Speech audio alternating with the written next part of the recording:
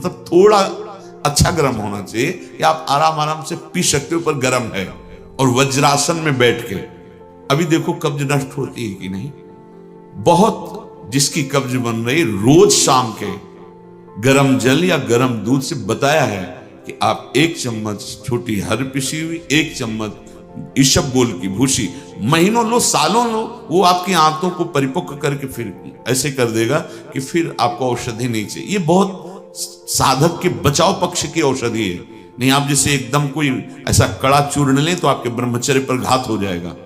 ये सब अनुभव की बातें हैं। जल आवश्यक है आपकी स्वस्थता के लिए, और वायु आवश्यक है।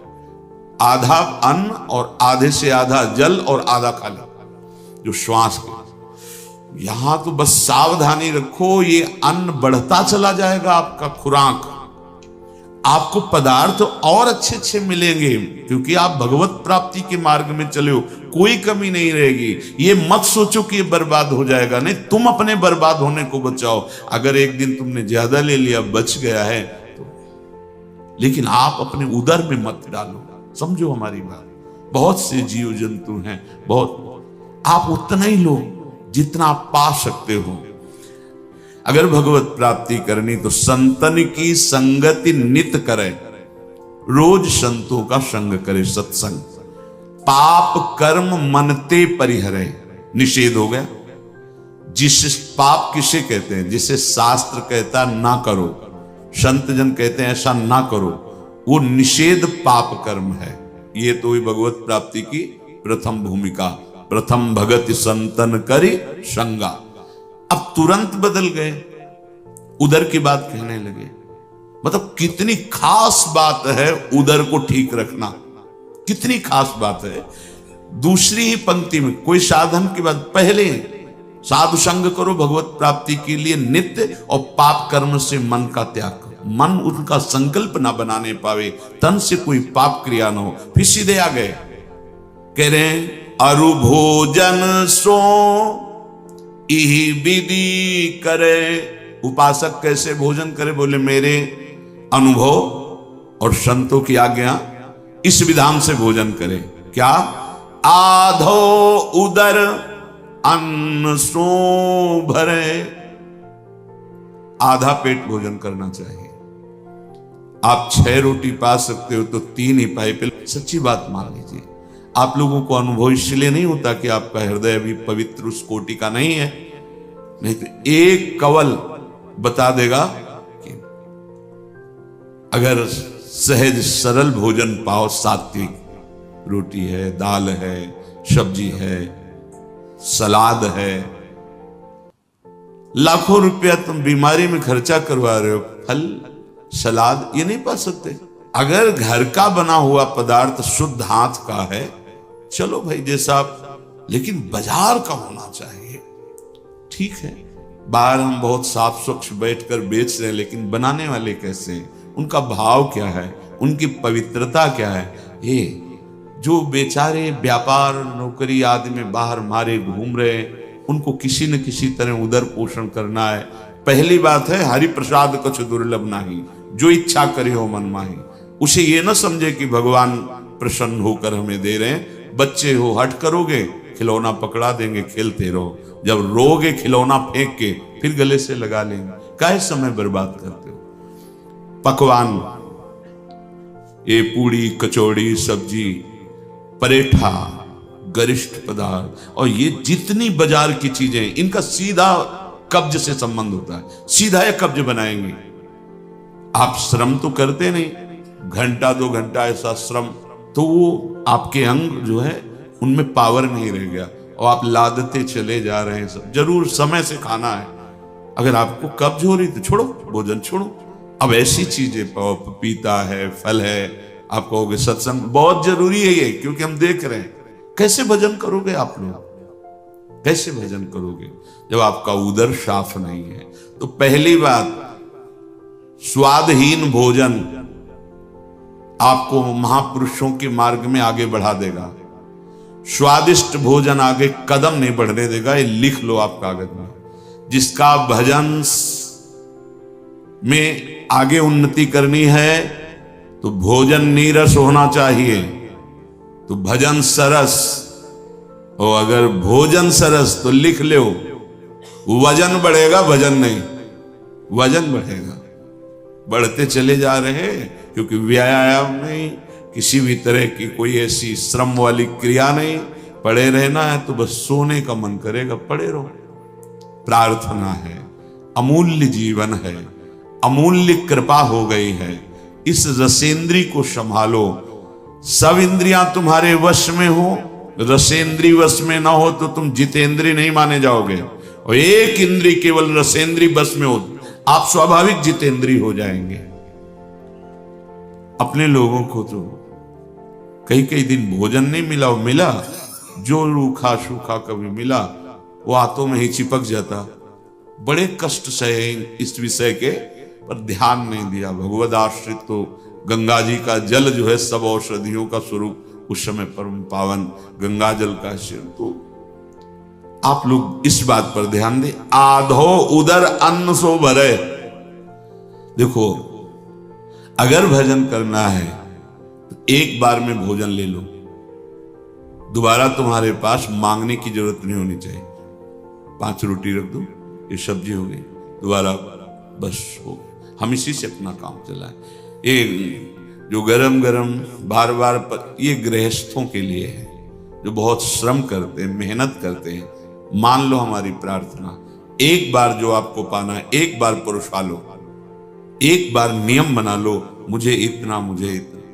हम 20 वर्षों की बात सदगुरुदेव भगवान कहते हैं, अगर 3 रोटी बनी है तो 1 रोटी प्रसादी में, नहीं तो 2 ही पूरा जीवन हो गया। देखते हैं 2 ही, 2 सिर्फ अपने हाथ से बनाकर और थोड़ी सब्जी। रात्रि में उस समय जब सेवा में थे 250 ग्राम, क्योंकि अर्थ अव्यवस्थित था, कहीं किसी से मांगना नहीं, जो श्री जी दे दे ऐसा। महापुरुषों ने भजन के लिए सर्वस्व त्याग किया है, और हम भोजन के लिए भजन का त्याग कर देते हैं, श्री जी के चिंतन का त्याग। देख लो, आप देख लो, और जितना भोजन आप पाते उससे आधा लेना है आपको। इतने बड़े महापुरुष भोजन की बात कर रहे, भगवान के युक्ताहार विहार से, तो आधा पेट भोजन गिन लो आप, अपनी रोटी और सब्जी और सब। ऐसे नहीं कि रोटी में तो गिन के चल रहा है, लेकिन और अगले पदार्थ जो हैं वो नहीं। कमी नहीं है हमारे भगवान के दरबार में, और न संसार में पदार्थों की कमी है, लेकिन तुम में कमी हो जाएगी। तुम्हारा जीवन भजन विहीन हो जाएगा।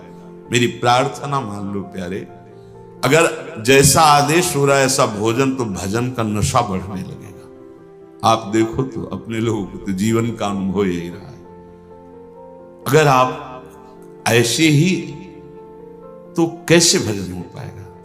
क्योंकि आपको तो अनुभव है नहीं कि इसका क्या प्रभाव पड़ रहा है। आप हंस खेल कर बात करके समय पार कर रहे हैं, इसलिए अगर आप अंतर्मुख हो तो एक कवल का प्रभाव बता देगा आपके चिंतन में कितना फर्क पड़ गया। आधा पेट ही भोजन करना है। आपके पास जितने भी बैठे हैं, अब तो व्यवस्था है जीवन।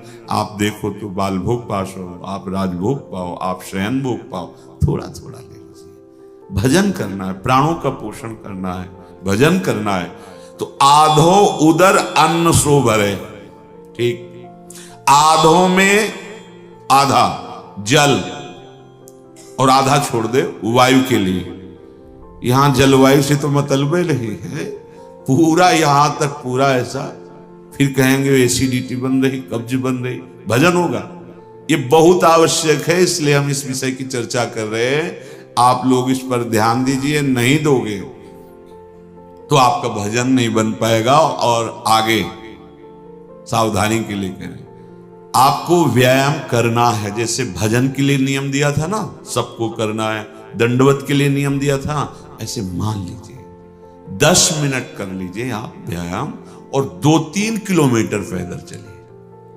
अरु जो परालब्ध शो आवे, ताही को सुख शो बरतावे।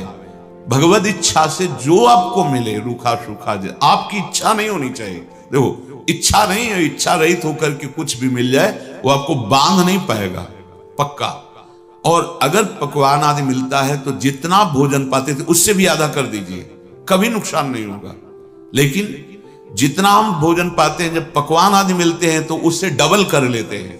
बुद्धि है, इसको दबकाओ। कुछ नहीं, उन्हें पूरा जीवन हो गया खाते खाते। बड़ा समझो समझो, हम भगवत भजन करने के लिए आए हैं। पूज्यपाद सिउड़िया बाबा जी महाराज, जब उनको भगवान नर नारायण ने उपदेश किया भगवान शंकर जी के मंदिर में, उस दिन से वो अध्यात्म स्थिति प्राप्त करने के लिए एक कवल पाते थे। एक कवल सिर्फ 24 घंटे में, ऐसे ऐसे सन वाली रोटी और इतना जो बना, एक प्राण पोषण के एक कवलन अस्थिमात्र हो रहे से छवि लगी कुटिया में। 18 घंटे पद्मासन में, वर्षों सोए नहीं, लेट करके ऐसे रख लेते ऐसे, और बस उसी में थोड़ी देर ऐसे फिर बैठ गए। मेहनत की इन महापुरुषों ने शरीर राग, इंद्री राग, भोग राग, इनको विध्वंस कर दिया, तब ऊंचाई पर चढ़े। गंगा किनारे भ्रमण कर रहे थे तो शाम के 4 बजे एक संत के दर्शन होते थे। तो बहुत लोग जा रहे थे, तो साधुजन भी थे। हमने पूछा आप लोग कहाँ जा रहे हैं? बोले वो आधा घंटा के लिए निकलते हैं, बस उनके दर्शन करने जा रहे। तो संत दर्शन गए हम। आपको क्या बताए, शरीर की आप एक एक हड्डी गिन सकते थे, एक एक हड्डी, और चेहरा ऐसा था कि पूछो मत। बस अगर आंख उठा के देख लें, यही इच्छा थी एक बार। इतना सुंदर चेहरा, इतना भारी आकर्षण कि बड़े वृद्ध सन्यासी भी उनके दर्शन करने जाते, और वो 30-32 वर्ष की अवस्था। फिर जो वहां के संत जन थे उनसे उनका रहस्य पूछा कि ऐसी स्थिति कैसे? तो उनका, ये अपने हाथ से कभी कुछ नहीं पाते, इनके गुरुदेव देते हैं। वैसे शिष्य गुरु की सेवा करता है, पर इनकी सेवा गुरुदेव करते हैं। कोई मिल नहीं सकता 24 घंटे में, कोई ये बोलते नहीं है। और पालक का केवल जूस लेते हैं जो गुरुदेव देते हैं। तो अस्थिमात्र होए रहे और चेहरे में, और निरंतर मंत्राकार भक्ति। तो बड़े बड़े वृद्ध संत जन उनके दर्शन करने जाते थे। आप समझो, पूज्य पंडित गया प्रसाद जी महाराज अपने ब्रज में चलते फिरते गिरिराज जी कहे जाते थे। अल्पाहार, निरंतर भजन। सदगुरुदेव भगवान कहते हैं, एक बार जब परिक्रमा में गए थे, कि देखो देखो वैराग्य प्रधान भजन कैसी उन्नति प्रदान करता है। वैराग्य रहित जीवन में विषयानंद लेते हुए भगवदानंद नहीं मिलता। विषयानंद त्यागी को भी भजन का अनुराग और दिव्यताएं आती हैं। तो जो आपको प्रारब्ध से मिले उसमें बुद्धि रखनी। स्वादिष्ट और पकवान पदार्थ ही केवल अगर है हमारे भोजन में, तो जितना भोजन पाते हैं उससे आधा पाएंगे। और एक बार उपवास करेंगे, दूसरे टाइम पच जाएगा। आप लोग सावधान रहिए। बहुते को उद्यम परिहरे, निर्भर ठौर बसेरो करे। उपासक की वास स्थान ऐसा होना चाहिए कि जिससे, पहले तो जिससे जंगलों में सर्प बीची उतनी क्षमता अब नहीं। आपके तो बहुत सुंदर व्यवस्था है, निर्भय स्थान, दरवाजा बंद कर लिया, कोई बात नहीं करेगा। अब यहां तो नहीं कि सांप बीछी और मच्छर। अपने लोग जब गंगा किनारे भजन के लिए बैठते ना 4 बजे, तो सैकड़ों ऐसे मच्छर मोटे मोटे, क्योंकि गंगा जी का किनारा और लता पता ऐसा कि दिन में देखो तो ऐसे छोटे छोटे दाग बन जाते थे। भजन ऐसी थोड़ी चीज है कि सुविधा से होता है, कुछ नहीं। जितनी सुविधाओं के भोक्ता बनोगे उतना ही अंता स्थिति में तुम कमजोर होते चले जाओगे। सत्य कहते हैं, हृदय की बात कहते हैं। ये जो कुछ सुविधाएं हैं तो जबरदस्ती डॉक्टरों के कथनानुसार जीवन में कभी ऐसी का प्रयोग नहीं। ये सब असुविधा जो भगवान की कृपा से मिली, तो इन सुविधाओं को स्वीकार। ये सुविधाएं हमारे सौभाग्य थोड़ी हैं, ये सुविधाएं हमें सुख देने वाली। क्या समझते हो? नंगे पैर पुराने वस्त्र पहन करके चलने में जो हमारे गर्व मिलता था, वो ये गर्व थोड़ी है। ये पहन लिया, वो पहन लिया। बाबा जी के गर्व का विषय है 60 गांठ कौपीन में इंद्र बापुरो कौम। लंगोटी भी पूरी सही ढंग की नहीं है, उसमें भी छेद लगे हुए, उसमें भी गांठ पड़ी हुई। लेकिन इंद्र बापुरो कौन, उनके अध्यात्म शक्ति के सामने बेचारा इंद्र क्या है। इस मार्ग के पथिक हो, जहां रिद्धियां सिद्धियां हाथ जोड़े